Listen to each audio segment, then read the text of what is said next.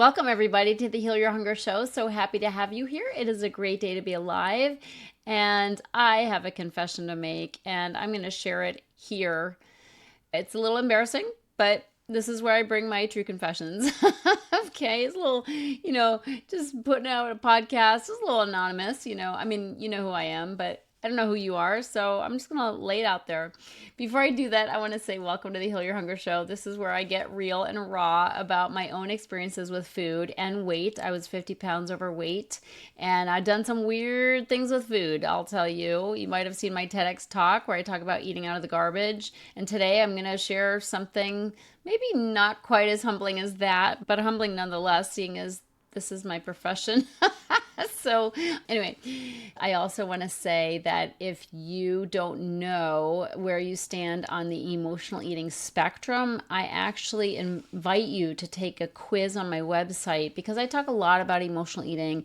I mix in a few comments about food addiction, and there's actually a spectrum of where you are with your journey with food and the extent to which you have been addicted to food. So you can take a quiz on my website.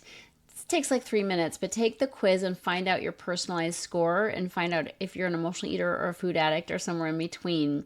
Because then you'll get next steps based on your score. And that's, you get qualified with a certain score and then you've got a specific set of steps after that. So take the quiz, find out.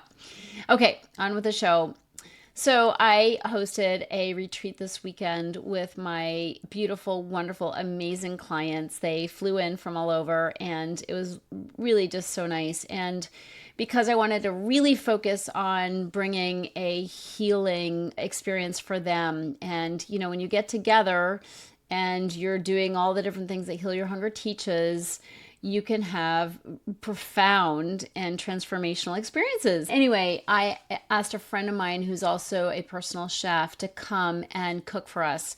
And so I didn't have that on my plate. I could just be focused solely on serving my clients along with my other coaches who are beautiful and amazing and we're there to serve as well. So my friend makes some beautiful dishes that are kind of Heal Your Hunger certified. Not that Heal Your Hunger has any particular diet that it recommends. It's just, it's healthy foods, low carb, just organic when possible, and as little sugar as possible. So she did an amazing job. But one of the things she did is she cooked this granola, which is made totally out of seeds and nuts. So completely carb free. Oh, I don't know if it's completely carb free, probably not. But point is, it wasn't granola made out of oats. And it was so darn good. And my clients were like, what's this? I'm like, yeah, this is something that you get to enjoy, but watch out. If something's a little too yummy, it could be a little like it can open a can of worms, right? Send us down the rabbit hole. And so even if it's clean, it could grab you and trigger you to overeat. So I said, let's enjoy this and let that be the end of it. And so I was left at the end of the retreat with a bag of it. We didn't finish it all because we had it just kind of as an accent to our yogurt and fruit in the morning. And so I have this in my home and it's quite yummy. And I did enjoy it for 2 breakfasts. And here's the thing, the embarrassing part. My partner eats granola and yogurt as well. I mean, I generally don't eat granola. I have a few just raw nuts on my yogurt. And he eats granola and he buys it from Trader Joe's or Whole Foods or the regular grocery store. And it has sugar in it. And he doesn't care because he's not a sugar addict. He's not an emotional eater. So it doesn't really bother him. He doesn't like it to be too sweet. And there's some brands that aren't as sweet as others. So he prefers those. But point is, he can eat anything. He can eat anything. He was out of his regular granola. So he's eating my granola, which is not really my granola. But I had in my mind decided like that's my granola because it's legal. It's granola I can actually enjoy without eating sugar. And I had a little bit of sweetness from some date syrup, but very mild. And it had a little salt in it. Oh my God, it's so good. But he's eating it like he eats his regular sugared granola. And I'm starting to think, he shouldn't do that. Like that is sanctioned nut granola that I can eat And if he can eat anything, he should leave that to me. And of course, he's thinking, this is good granola. I'm enjoying this. It's not nearly as sweet as what I usually eat. I'm enjoying Dana's granola. But I'm copping a resentment. Like, dude, stay away. This is like the only granola happiness I get to have. So, and I'm like, Tricia, let him eat whatever granola he wants. It's going to be gone, tomorrow. It'll be gone when it's gone. You don't own the granola. He was amazing. He helped you put on this retreat. He was so helpful in cleaning up the house. And not only that, he cooked a whole dinner for us our last night together. Like, he slaved away in the kitchen. So I'm like, let him have the freaking granola. But there's part of me that's like, no, I want the rest of that granola. Do you relate to this? Do you relate to feeling a little anxious about other people eating the food that you want to eat? Do you relate to feeling a little bit selfish around the foods that you want to eat? Well, that's how I was getting. And I knew it wasn't good. I knew I needed to be generous and I needed to let go of this grabby feeling that I had, but I didn't. And he was at the store and he's like, hey, I'm at the store. I'm coming home. I said, oh, good. Can you pick up some granola? And he's like, what do you mean? Because he knows I don't eat granola. And I said, well, granola for you, because I want to have the rest of the granola that's at home. And I said, and then I just felt so embarrassed. I'm like, look, I'm feeling a little selfish with that granola because I can't eat other kinds of granola. And he's like, okay. So he found a sale. So he bought like 4 bags of his usual granola. And then when he got home, I apologized. I'm like, I'm so sorry. That was so incredibly selfish. And he's like, yeah, it was a little selfish. But he's like, I don't care, meaning he's not attached to granola the way I am. So I share all this because it's totally embarrassing. But it's also actually something that I've never talked about on my podcast, which is hiding and hoarding yummy foods. And this is a thing for us as emotional eaters is, wanting to hoard food and not share with other people. So I'm starting first with my own personal story, very recent story, like this morning. Have you ever had this experience? Have you ever hoarded something or hid something? Of course, hiding and eating is the thing for us. I did that all the time, up late when everybody's gone to bed so nobody knows what I'm eating. There's that. But I'm talking about like bringing something home and not wanting anybody else to get to it before you. Whatever it is, it could even be a healthy food, but it's something that you enjoy and you don't want somebody devouring it. And so you hide it, but then that makes you feel sneaky, just like our sneak eating does. So I'm just here to say that food and scarcity and stashing food that we can eat that nobody else can get to, it's really a thing. It's really a thing for emotional eaters. Now, this is really not only common for emotional eaters, but it's also misunderstood because the truth is, generally speaking, I'm not greedy, right? Generally speaking, I'm not too selfish. I am selfish. There's no question. I think we all are in our own ways.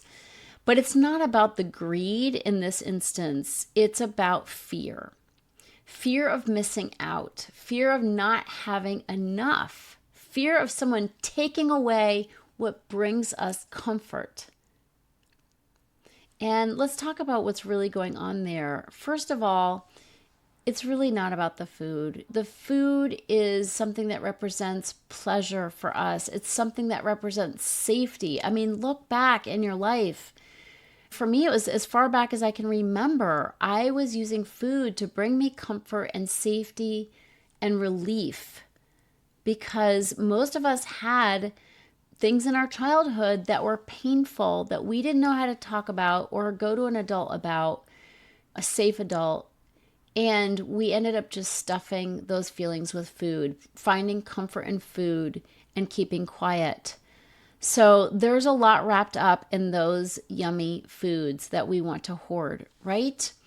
And the truth is, not only that, but where the food is concerned, some of us did have scarcity. Some of us did grow up in homes where there were lots of siblings and everybody's grabbing and there was barely any left for you. Or there was at least the fear of having nothing left.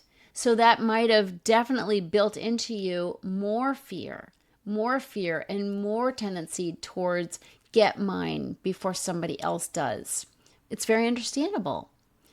And regarding being selfish, I mean, generally speaking, I'm a very generous person because I've come so far in the fear department, and now I just know that there's plenty. There's plenty of every good thing, and God's got lots more. I love to tell my friends when they're worrying about money, hey, God's got lots of money, and you're his favorite. Okay, so you can remember that for yourself. It's true for you too.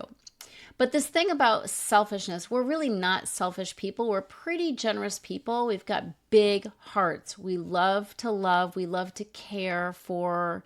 So we're not necessarily selfish. But when it comes to food, we definitely are. That perceived scarcity just flips a switch in our brain, and all of a sudden we're hoarding and hiding and kind of elbowing other people out so they don't get ours. And we turn into this monster. When I was a kid, I grew up the youngest of three girls, and my two older sisters were also emotional eaters. So it was interesting. But my oldest sister, she was food addicted for sure. And she and I both had a problem with our weight. My middle sister didn't so much. But anyway, my oldest sister used to, when she was in pain, which she was all throughout her adolescence and beyond, her childhood, but I'm talking about a certain moment in her adolescence when she would come home from school and she would make a big vat of popcorn. It's one of our favorite binge foods as emotional eaters, right? She would make this huge, we had this big wooden salad bowl. She'd fill it up with popcorn and butter. And then she'd have this thing ready. And I was younger than her, and I would try to take some, and she would scream at me. She'd be like, no, this is mine. She was a monster around food. She became a monster because she had to have her food. She had incredible pain from her childhood. She was not feeling good, and food was how she felt better. So when I threatened that by attempting to take a few kernels of popcorn from her big bowl of popcorn, her fangs came out. And I relate to that because I, at some point in my life, became that as well. Like, don't mess with me. Don't mess with my food. And I was joking around with my clients this past weekend about that, how we have our rituals and we have our food, especially if you are on a recovery path and you're eating healthy. If you're eating 3 meals and they're healthy meals, but you have things that are part of those meals that you've looked forward to eating. If somebody's like, oh, can I have one of those? Or they want to grab it from your plate, we can get a little territorial, right? Like, that's mine. Like, make your own. Don't take mine, right? So again, all that fear and that scarcity around food, it comes because we have such an involved relationship with food. It is an emotional relationship. We need that food. We need that food for comfort. We need that food for grounding. It's like our best friend. It's how we're getting through. That's how it is with us. Food is not just food. There's a saying, and I say it often, overweight is a symptom of overeating. Overeating is a symptom of what's eating me. And if you're running around looking for diets, you're looking for the wrong thing. You need to be looking for what's eating you. So we have so much shame and secrecy around food, and hiding food just exacerbates that. So when we hide and we hoard, then we feel bad. We feel separate, right? We isolate ourselves. When we eat in secret, when we hide food, when we hoard food and keep it away from others because we don't want to share, it makes us feel bad. And then we eat to feel better. So it is a vicious cycle of hiding and hoarding and feeling bad and eating to feel better and hiding and hoarding and so on. So what do we do about this? What are we going to do? Well, it's really important not to beat ourselves up like, oh, I'm so bad. I'm so selfish. I apologized today. I said to my partner, I am so sorry for being selfish. I really didn't want to go there, and I did. I'm sorry.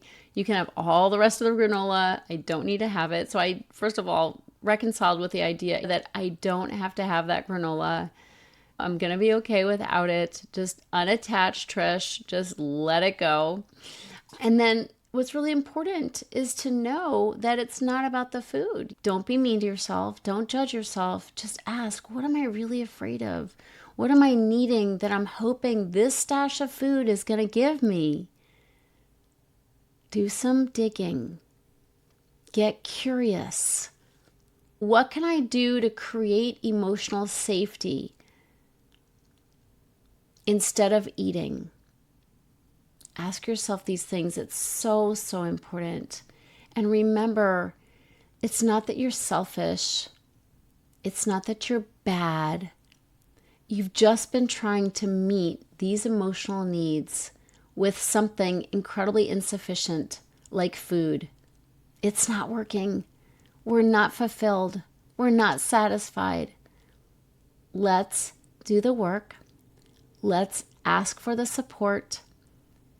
And let's do what we need to do to heal at a deeper level so we can feel good about our food choices, feel good about our thoughts and feelings, and take the right action. And speaking of right action, I've created a PDF for you. It's just a one sheet with questions on it that you can use as prompts for a writing exercise around hiding and hoarding your food. So check out and download the Hiding Your Yummy Food handout. It's in the show notes, and you'll be on your way to right action and right healing action so you can overcome the guilt and the shame that's held you back for way too long. I hope this lands for you. I love you so much. You deserve to be free. I'll see you on the next show. If you're ready to get off the dieting roller coaster ride and finally make peace with food and with your body, talk to a Heal Your Hunger mentor about what steps you need to take based on your own history with food and weight. Go to healyourhunger.com and register for an emotional eating breakthrough session and see how fast you can experience real change. It's a complimentary evaluation, but there are limited spots available. So go to healyourhunger.com and register to speak with a mentor today.